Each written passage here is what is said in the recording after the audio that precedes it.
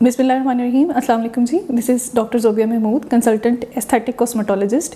We are sitting here at Satellite Specialist Clinic, Saidpur Road, Rawalpindi. मैं आपको ऐसी टिप्स बताती हूँ या ऐसी रेमेडीज़ बताती हूँ जिनको यूज़ करके आप समर्स में या गर्मियों में अपनी स्किन को अच्छा हाइड्रेट रख सकती हैं या ग्लोइंग रख सकती हैं। नंबर 1, सबसे पहले तो बहुत ज़रूरी है कि आप माइल्ड एक्सफोलिएशन करें या पीलिंग करें। उसमें ऑरेंज पील मास्क आते हैं मार्केट में, वो आप घर पर खुद भी बना सकती हैं। ऑरेंज के छिलकों को साफ़ करके उनको ड्राई करके उनको पीस लें, उसको अर्के गुलाब में डाल के उसको लाइट स्क्रबिंग की तरह अपने फेस पर लगाएं और उसको रिंस कर लें और उसके बाद अच्छा सा मॉइस्चराइज़र लगा लें, जो भी मॉइस्चराइज़र आप यूज़ करना चाहती हैं।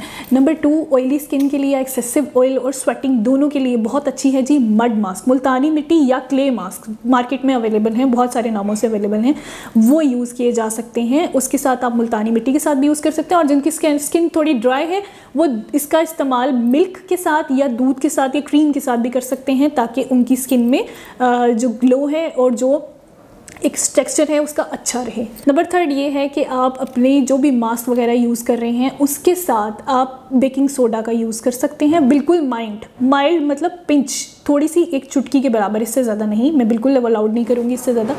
ऑरेंज पील के अलावा लेमन हो सकता है। लेमन जूस अगर स्किन को सूट करता है, आई रिपीट कि अगर लेमन जूस सूट करता है तो तब अपनी स्किन पर लगाएं, वरना किसी भी सूरत में नहीं लगाएं, वो बैन करेगा, टैनिंग करेगा।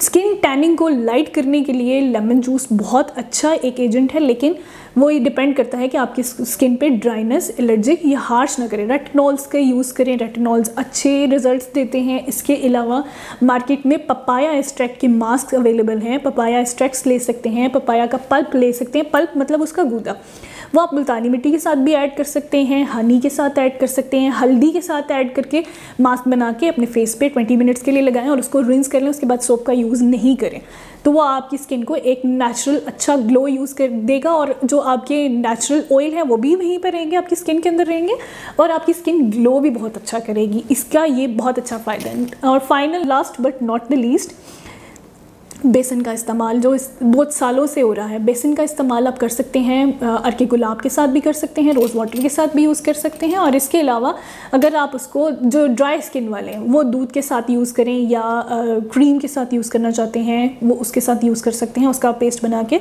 अपने फेस पे लगा सकते हैं फॉर द 20 मिनट्स, 20 मिनट के लिए लगाएं और उसके बाद उसको धो लें, तो आपकी स्किन में जो एक नेचुरल ग्लो है वो ज़रूर रहेगा। अच्छा, बेसन के साथ भी आप पपाया मास्क को या पल्प को, जो होम पे होता है, पपीता जिसे बोलते हैं, पपीते को आप यूज़ कर सकते हैं बेसन के साथ भी और मुल्तानी मिट्टी या क्लेस के साथ भी, तो इसके बड़े अच्छे रिजल्ट्स मिलते हैं।